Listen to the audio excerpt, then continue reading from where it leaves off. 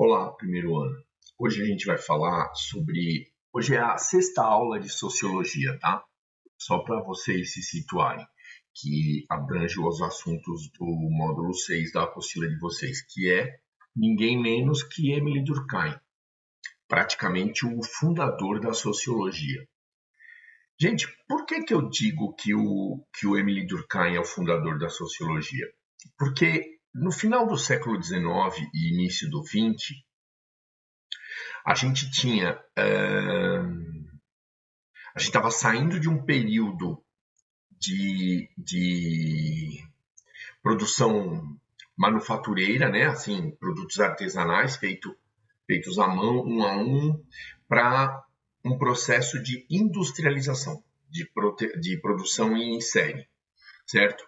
Então, o campo, que era o principal local de habitação dos indivíduos na sociedade, acabou cedendo lugar para as cidades. Ou seja, na verdade, ninguém cedeu lugar para ninguém. O pessoal que morava no campo passou a migrar para as cidades, né? Isso aí a gente chama de processo de urbanização, porque na cidade se concentrava o maior número de empregos, né? Na crescente indústria que havia surgido recentemente. Uma outra coisa que também começou a acontecer de forma notória nesse período final do século XIX, início do século XX, foi o progresso da medicina. E com ele, né, o progresso da medicina e das técnicas agrícolas. Com ele, consequentemente, o aumento populacional.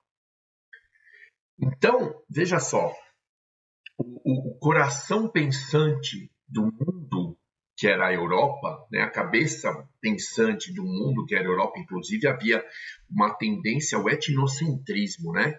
Os europeus acreditavam que só eles detinham o desenvolvimento e a cultura mundial. Aliás, o europeu acreditava cegamente que a Europa era o centro do mundo. Perfeito? Que a Europa era o antigo continente que já tinha mais de 1000 anos de história, muito mais de 1000 anos de história, já era o centro cultural do mundo, era o centro civilizacional do mundo. Por isso que nós temos aquelas colonizações com a tendência de educar os nativos e de civilizá-los. Bom, voltando para a sociologia. Na Europa, então, se discutiam problemas seríssimos nessa época, sob a influência da industrialização, da urbanização e do aumento populacional. Gente, quais eram os problemas que eram discutidos nessa época, frente ao desenvolvimento da industrialização, o processo de urbanização acelerado, né, e o aumento populacional? Problemas como divórcio, educação religiosa, né? A laicidade, a separação da educação e do Estado da principal religião, da religião vigente, que no caso era a Igreja Católica, né? Procurava-se o distanciamento. Então, de qualquer maneira, discutia-se a existência ou não do ensino religioso. Outra coisa que era muito importante, gente, nessa época, pós-formação dos estados nacionais, que a gente viu em história também, era a educação cívica. Perdão. Ou seja, que a história dos países, que a tradição dos estados nacionais que se tornaram países fosse transmitida na escola.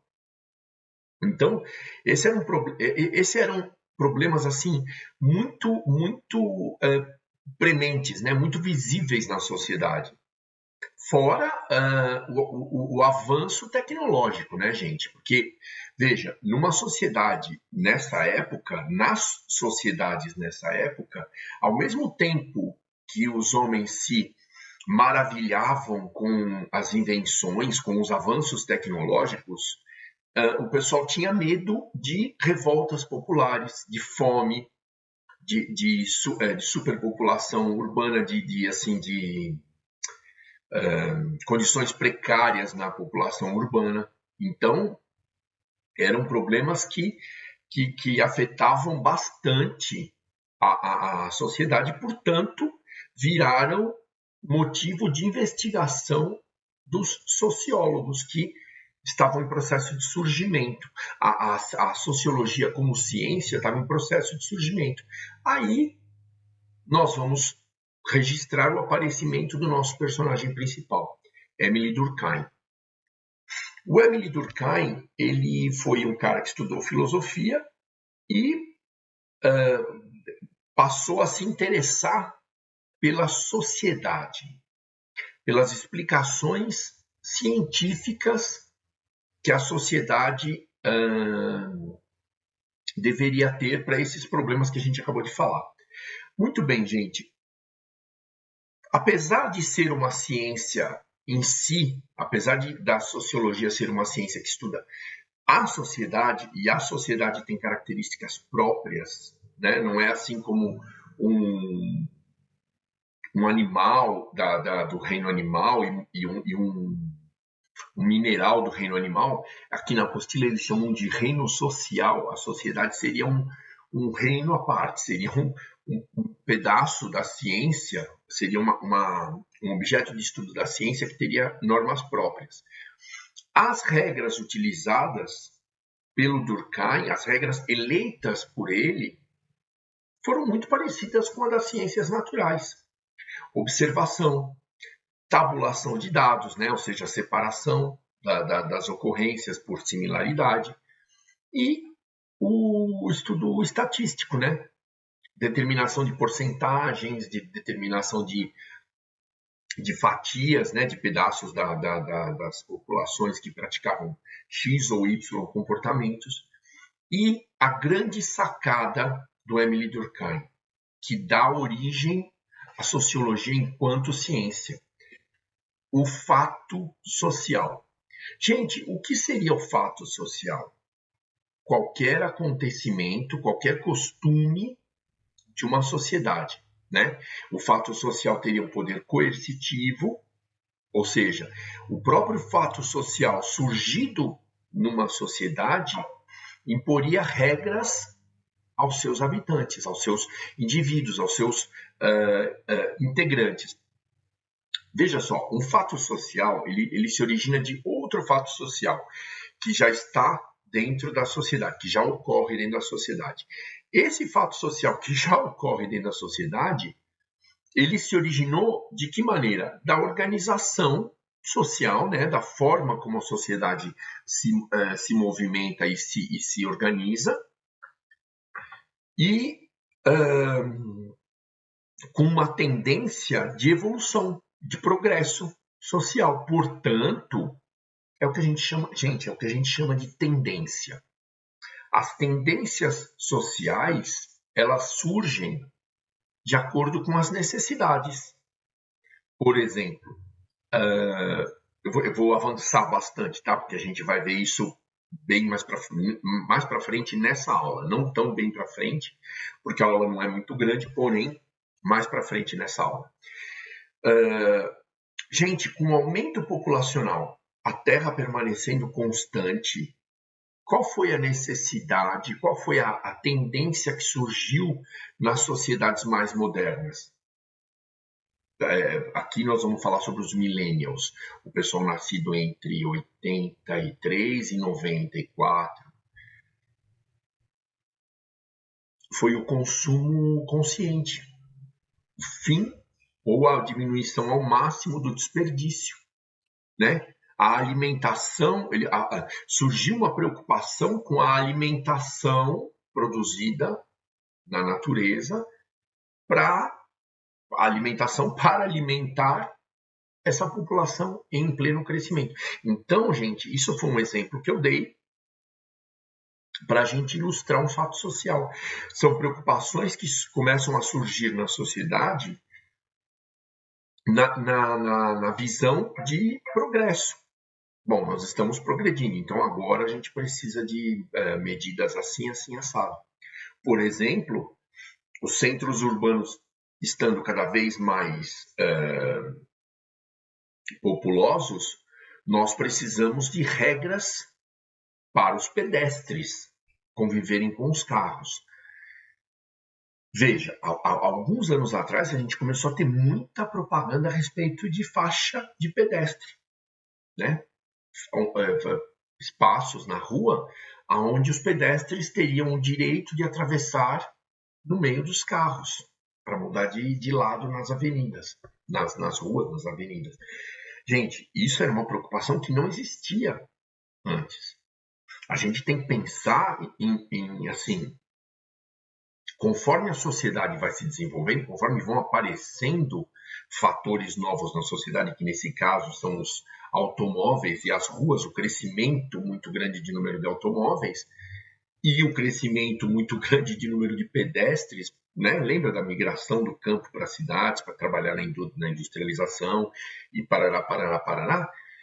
Nós vamos precisar de regras, vamos precisar de normas sociais, preceitos, antes de virarem leis, porque é uma questão de educação, né? A gente está dirigindo, a gente vê um pedestre e a preferência é do pedestre. E não tem uma proteção metálica como nós temos ao estar dentro do carro.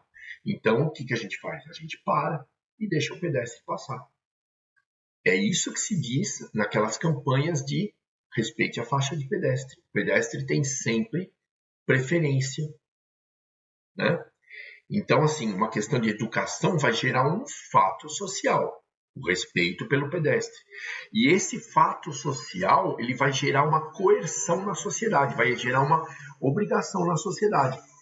Qual é a obrigação? Dos motoristas passarem a respeitarem os pedestres. E os pedestres não atravessarem em qualquer lugar.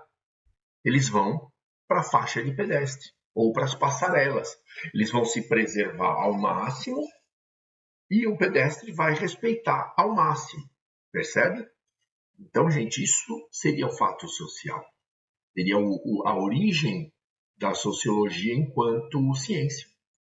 Gente, disso tudo que a gente falou, qual é a principal conclusão a qual nós podemos chegar nesse momento? Que a sociologia se propunha a estudar os fenômenos coletivos, né, da sociedade.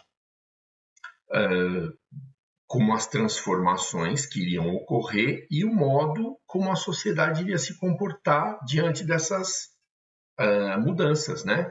Quais seriam as preferências da sociedade? Quais seriam as reações da sociedade em relação a essas mudanças que ocorreriam? E, principalmente, gente, Émile Durkheim se preocupava com a educação. Porque, veja, na opinião dele, não só na opinião dele, na minha também, eu acredito que em grande parte dos docentes, na opinião de grande parte dos docentes e dos envolvidos com a educação. Uma sociedade só tem condição de se comportar como um órgão, como um organismo em movimento e funcional, né? Funcionar direitinho, sem ter anomias como o próprio Durkheim define, assim, padrões, acontecimentos fora do padrão, fora do ritmo de progresso, fora do ritmo de melhoria de qualidade, se houver educação do povo. Se o povo tiver noções morais, noções de limites, noções de ética, né? Assim, vamos resumir em tipo não fazer para o próximo aquilo que a gente não quer que seja feito com a gente. E prestar muita atenção nisso, hein, gente? Porque isso aí virou um jargão que é só jargão. No fundo, cada um faz o que quer, certo? Eu acredito que, há 100 anos atrás, as preocupações que haviam, as preocupações que deram origem à ciência da sociologia, continuam atuais. São a educação, principalmente, não essa informal, né? Não essa formal que a gente aprende na escola. Essa informal que nós estamos vendo aqui. E aqueles conselhos de pai, mãe, responsável, normalmente do pessoal mais velho, do pessoal da escola, certo? Do próprio coordenador, daquele pessoal que fica nos corredores, os fiscais que auxiliam a gente. Veja, comportamento, gente. Um comportamento decente, sabe? Sem violência, sem barulho excessivo, porque o barulho excessivo pode estar atrapalhando alguém que está assistindo a aula e está prestando atenção no conteúdo, certo? Porque, lógico que nem todo mundo é bagunceiro. Então, da forma como você faz bagunça e barulho, nem todo mundo gosta disso. Assim como às vezes você quer dormir e um vizinho teu fica na festa, na farra, até meia-noite, 1 hora. O teu pai fica bravo pra caramba, teu pai, tua mãe, ou o responsável da sua casa, fica bravo pra caramba porque a festa no vizinho não parou. Nessa região que vocês estão, a maioria são casas. Mas lá em São Paulo, onde eu moro, inclusive onde eu moro é um apartamento, num prédio, gente, se o vizinho de cima, depois das 10, das 11 horas, continuar batendo o pé no chão com o sapato e fizer festa com barulho, com música, gente, a gente não consegue dormir direito, a nossa noite é perturbada. Só que nós não estamos no ritmo do cara. Ele está em ritmo de festa, mas provavelmente a maioria das pessoas que estão em volta não estão. O que eu estou querendo dizer com isso? Respeito. E na opinião de Emily Durkheim, que atuou há 100 anos atrás, a educação seria a principal ferramenta para incutir respeito e valores morais nos cidadãos. Bom, gente, para a gente complementar o assunto que já foi dito e para finalizar essa revisão sobre Emily Durkheim, que é assim o principal tema para vocês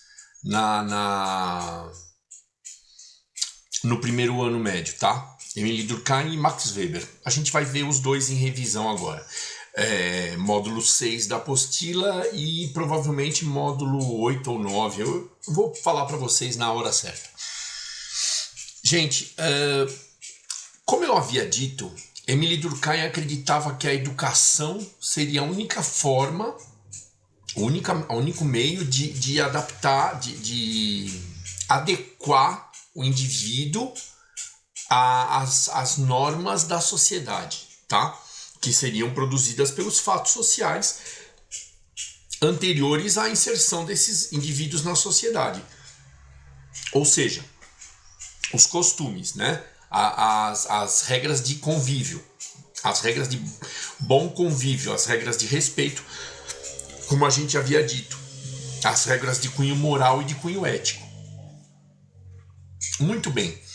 Só que em dado momento da teorização de Emily Durkheim, posterior à publicação da obra dele, ele é criticado pelos materialistas, pelos materialistas históricos, né? Aqueles que seguem a teoria marxista da dialética histórico-material. Por quê? Porque por Emily Durkheim afirmar que o indivíduo ingressante numa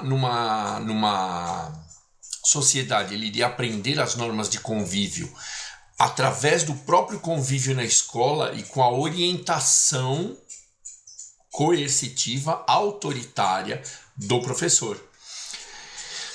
O Emily Durkheim, como ele era uma pessoa, um conservador, um cara que trazia o respeito pelas normas vigentes, né, assim, que prezava a continuação das normas que já vinham antes dele começar a teorizar, ele não mencionou na obra dele a possível utilização da educação para manipulação de uma sociedade, para manipulação de um povo, né?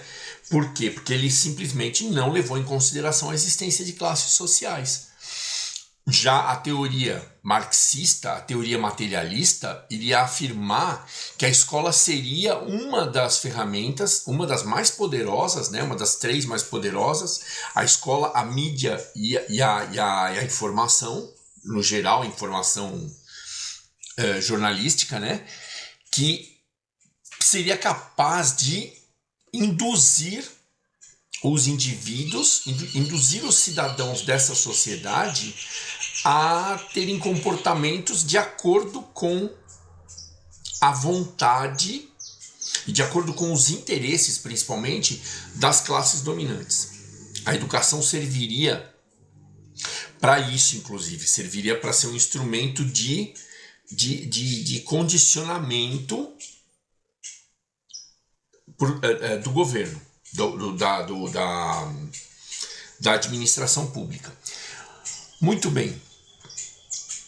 Esse é uma das críticas que a gente tem que deixar bem claro que Émile Durkheim sofreu. A outra foi que Émile Durkheim afirmou que a divisão do trabalho para facilitar, para tornar a vida do ser humano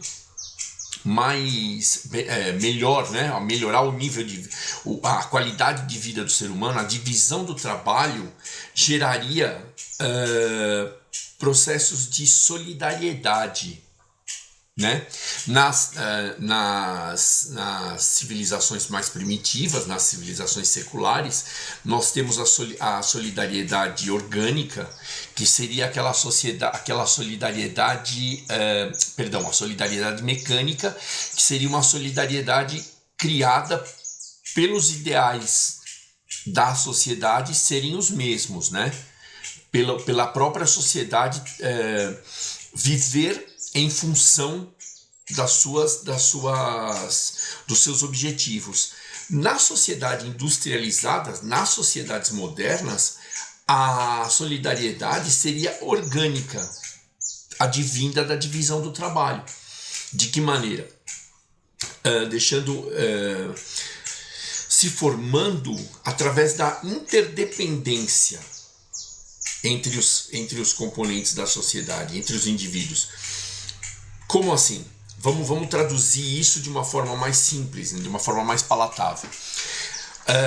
A partir do momento que o trabalho é dividido, que existe a divisão de trabalho na sociedade com a finalidade de melhorar a qualidade de vida dos cidadãos, a solidariedade orgânica surgiria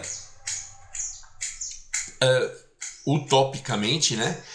E não como não vista pelo prisma da teoria marxista, né? Como uma divisão de classes, como um choque de interesses.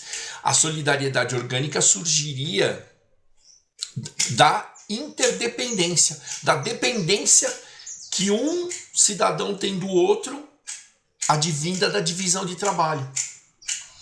Então, alguns termos, alguns conceitos a que chegou o Émile Durkheim foram criticados posteriormente, foram alvo de muita crítica, muita observação negativa, porque ele não levava em consideração os choques de interesse. Ele levava em consideração, quando falou a respeito da solidariedade mecânica, a cooperação existente nas sociedades primitivas, que visavam os objetivos surgidos nessa própria sociedade, determinados por essa própria sociedade. E quando ele descreveu a solidariedade orgânica, advinda da cooperação por uma simples interdependência entre os indivíduos, resultante, oriunda da divisão de trabalho, ele obteve muita crítica, porque, na verdade, gente, quando existe a solidariedade orgânica, deixa bem claro que a sociedade também está empenhada em alguns objetivos distintos. As etapas para alcançar esses objetivos seriam separadas, que é o que a gente chama de divisão de trabalho, e por elas serem separadas, esses grupos que exerceriam essas atividades individuais dependeriam dos outros grupos, por uma simples questão de interdependência. Assim, por uma questão de dependência mútua, né? Talvez a palavra interdependência seja um pouco abrangente demais. Se a gente colocar dependência mútua, este depende deste e este depende deste, fica mais simples da gente entender. E o próprio Émile Durkheim, ele percebe ao final da obra dele, ao final da exposição da teoria a respeito de fatos sociais, que a divisão de trabalho também acarretaria num individualismo, né? No princípio do surgimento do individualismo. De que forma? A divisão do trabalho causaria super especialização pontual e levaria o indivíduo a um ritmo de vida repetitivo e monótono, né? Ao exercício de trabalhos repetitivos e monótonos, o que causaria como efeito colateral, segundo Durkheim, a falta de reflexão, né? A falta resumindo, a falta de reflexão sobre o ser. O que o Marx, mais para frente, vai falar a respeito de alienação. Percebe que uma coisa tá relacionada à outra, porém, o próprio Émile Durkheim, ele constata o surgimento dessa falta de reflexão, da falta de percepção do indivíduo sobre ele mesmo. Mais para frente, o Karl Marx vai chamar isso de alienação, resultante também do processo de luta de classes, de choque de interesses. Esse choque de interesses ele surgiu da divisão do trabalho, né? Que surgiu do desenvolvimento do processo capitalista. Uma coisa levou a outra, né? Uma coisa levou a outra. Mas o Émile Durkheim, ele é considerado o pai da sociologia, o primeiro sociólogo da área enquanto ciência única, ciência independente, porque ao analisar os fatos sociais, o Émile Durkheim afirmava que as formas para estudar e para classificar esses fatos e para produzir conhecimento a partir desses fatos do reino social, como ele chamava, né? Não era nem o reino animal, nem o mineral, teriam que ser específicos para o estudo social. Porém, após a coleta de dados, após a observação e coleta de dados e após a tabulação, esses métodos que também eram próprios das ciências exatas, os dados seriam submetidos a estatísticas que gerariam informações a respeito das sociedades. Ou seja,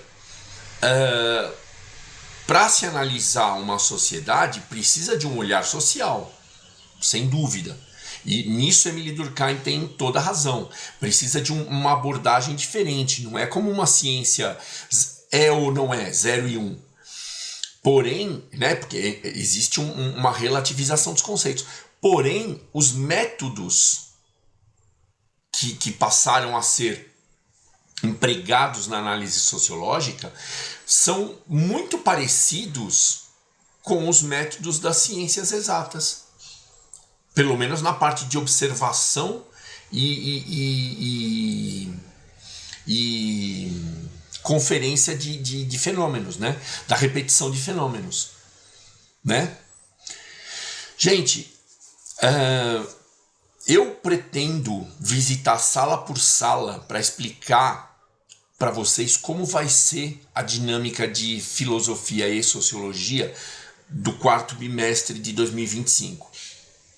Mas, de antemão, eu adianto para vocês que nós fizemos agora uma revisão do módulo 6, né? Eu acrescentei alguns dados, então nós formamos a aula número 29, né? Se eu não me engano, a aula 29 de sociologia. Porém, esses dados que eu coloquei para vocês estão todos no módulo 6 da apostila. E a próxima semana será uma semana onde eu vou liberar um formulário do Google, né? Um Google Form, um formulário para vocês preencherem como atividade. Vai ser assim, né? A dinâmica de sociologia, da disciplina de sociologia e filosofia vai ser assim. Numa semana uma videoaula e na semana seguinte uma atividade sobre aquele assunto que foi abordado na videoaula, certo? Então, eu desejo a todos bons estudos e agradeço a atenção de vocês até esse momento. Recomendo que vocês assistam essa aula e tentem, procurem por dúvidas, né? Para que eu possa saná-las quando eu for ao plantão ou fazer a visita nas classes individualmente, ok? Muito obrigado, bom